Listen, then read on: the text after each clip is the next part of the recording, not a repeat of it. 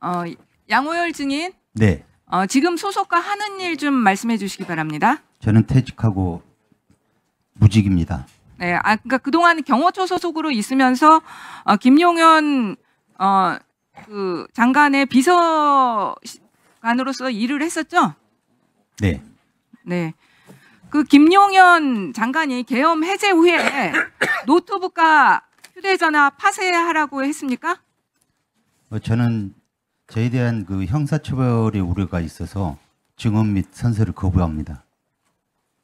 증인님, 이거 다 이미 나온 사실이에요. 사실 지금 얘기한다고 해서 증인에게 불리할 것은 없습니다. 오히려 여기에서 증언을 거부하는 것이 더 본인에게 불리한 겁니다. 다시 한번 묻겠습니다. 김용현 장관이 노트북과 휴대전화 파쇄하라고 했습니까? 증언을 거부합니다.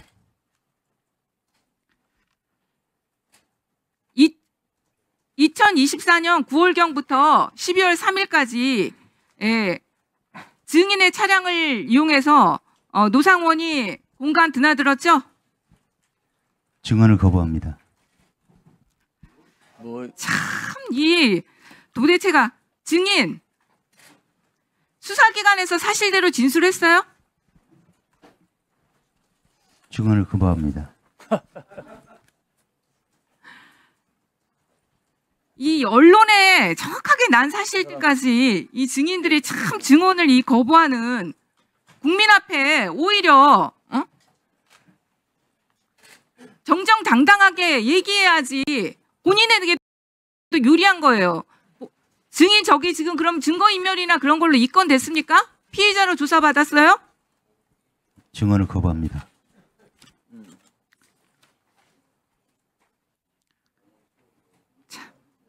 일단 알겠습니다.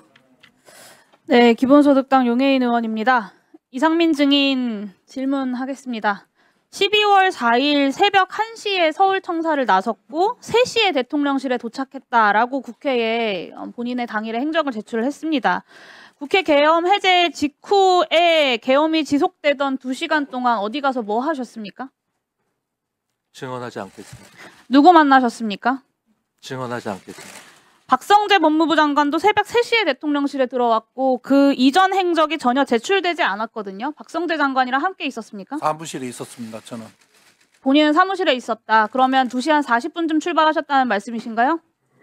그 정확한 시간은 모르겠습니다. 그 사실관계를 좀 제출을 해주세요. 아무리 휴대전화를 교체하고 비화폰을 쓰고 동선을 다 숨겨도 추가 수사하면 다 꼴이 밟힐 거고요. 오늘 이상민 전 장관이 증언을 하지 않기로 작정을 하고 나오셨나 본데 증인의 증언 거부의 사유를 좀 합리적으로 추론을 해보면 진실을 말하면 내란 주요 임무 종사자가 될 것 같고 거짓을 말하면 위증일 것 같아서 거부하는 거다라고 볼 수밖에 없습니다. 형소법 제148조가 유죄 판결을 받을 사실이 드러날 염려가 있는 증언을 거부할 수 있다라고 하고 있어요. 결국에는 오늘의 이 증언 거부 자체가 이상민 증인의 죄를 인정하는 것이고요. 이 죄를 감하는 유일한 방법은 국민들께 진심으로 사과하고 그날의 진실을 역사 앞에 그리고 국민들 앞에 소상하게 밝히는 것입니다. 오늘 이 자리에서 진술하지 않는 것은 역사에 끝까지 내란 속의 윤석열의 오른팔로 남겠다라는 선언을 하는 겁니다. 동의하십니까, 이상민 증인? 결코 동의할 수 없습니다. 피의자 윤석열이랑 어떤 사전 모의도 없었다고 주장하는 이상민 증인이 심지어는 계엄을 말리고 반대했다라고 주장을 하는 증인이 어떻게 이렇게까지 윤석열과 혼연일체가 되어서 움직였는지 저는 정말 좀 놀라운데요. 한번 살펴보겠습니다. 이상민 증인 12월 3일 23시 37분 소방청장에게 전화로 언론사 단전 단수 조치 지시한 바 있죠? 증언하지 않겠습니다. 장관이 지시하자마자 10분 사이에 소방청 차장이 서울본부장에게 전화하고 소방청장이 서울본부장에게 전화합니다. 계엄 관련 경찰청에서 협조해달라. 요청이 오면 잘 협력해주면 좋겠다. 협력할 일이 많이 발생할 수 있다. 계엄 건의권자이기도 하고 충무계획의 주무부처의 장인 행안부 장관이 비상계엄 중에 직접 지시를 하니까 10분 내에 현장 지휘관까지 전파가 돼서 실행 준비를 한 겁니다. 소방이. 10분 뒤에 소방청장이 똑같은 내용으로 경기본부장에게도 전화합니다. 언론사뿐만 아니라 선관위 단전단수 사전 계획한 바 있습니까, 증인? 증언하지 않겠습니다. 어디까지 실행된 건지 추가 확인되어야겠지만 이상민 장관이 오늘 증언을 거부하고 있지만 소방청장과 소방공무원들의 증언도 그렇고 그날의 행적도 그렇고 아주 구체적이고 직접적인 지시들이 있었습니다. 저는 소방청장에게 내렸던 이 지시만 해도 이상민 증인은 이미 내란 중요 임무 종사자라고 확정해야 된다라고 보고요. 개헌 문건을 받은 최상목, 조태열 장관처럼 피의자 윤석열이 콕 집어 불러 모았던 8시 멤버 또한 개별적인 계엄 지시를 받았을 가능성을 배제할 수 없게 되었다라고 봅니다. 수사당국에서 철저하게 보완 수사해야 된다고 봅니다.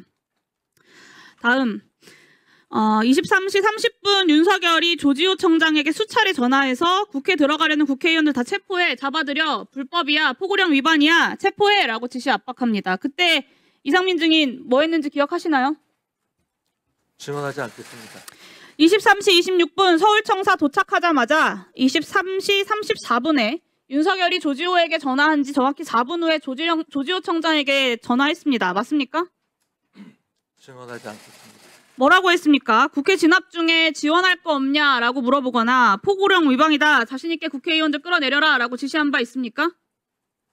증언하지 않겠습니다.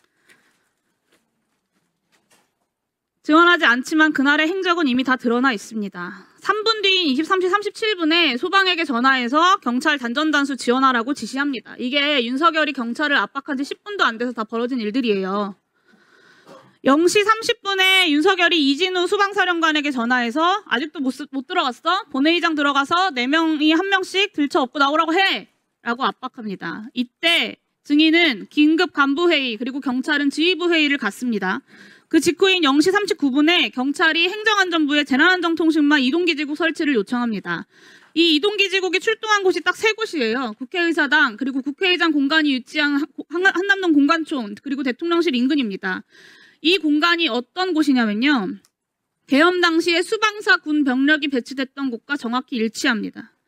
0시 56분에 수방사가 서울시에 군경합동상황실 개소를 문의했다는 것은 이미 알려진 사실이고요.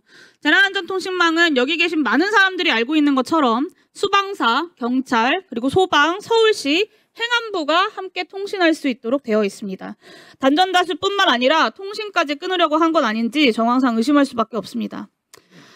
다음입니다. 비상계엄 해제 의결 이후에도 장관은 경찰국장을 통해서 경찰 상황을 수시로 확인을 했어요. 이동기지국을 그대로 아침까지 배치를 했고 4일 아침 외출하고 국무위원 간담회하고 저녁에 안가에서 회동을 합니다. 계엄 수습책 논의에 앞장선 것으로 보여요. 그리고 그 다음날 국회에 출석해서 처음으로 고도의 통치 행위라는 변론 방향을 제시를 합니다. 실제 이상민 행안부 장관의 행적은 계엄을 적극적으로 지휘하고 지원한 것으로 해석할 수밖에 없습니다. 경찰 소방의 내란에 동원하고 국회에서는 고도의 통치행위 운운하면서 변론 방향 제시하고 꼬리 밟힐까봐 더 이상 증언하지 않으려고 사퇴하고 숨죽이고 기다리고 있었던 겁니다. 소방청장 때문에 꼬리 잡히지만 않았어도 거짓말 그 자리에 앉아서 뻔뻔하게 하고 계셨겠죠. 지금처럼 증언을 거부하지 않고. 그렇지 않습니까?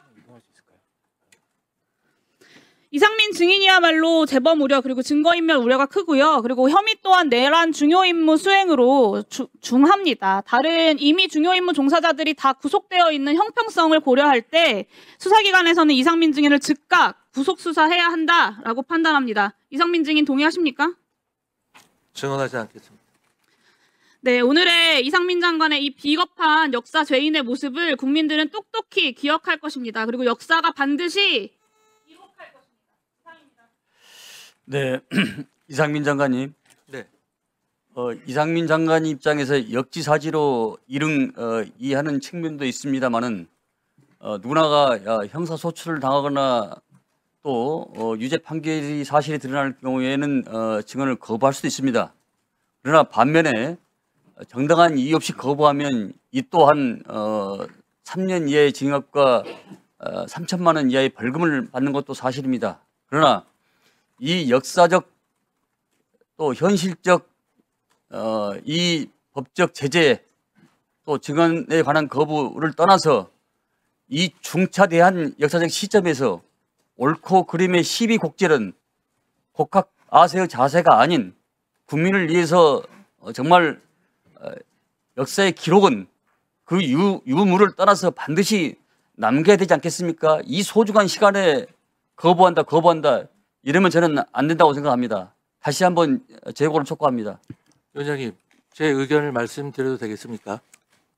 자, 일단 증언 질의응답 가운데서 일단 말씀해 주십시오. 자, 예, 윤건영 의원 말씀하세요.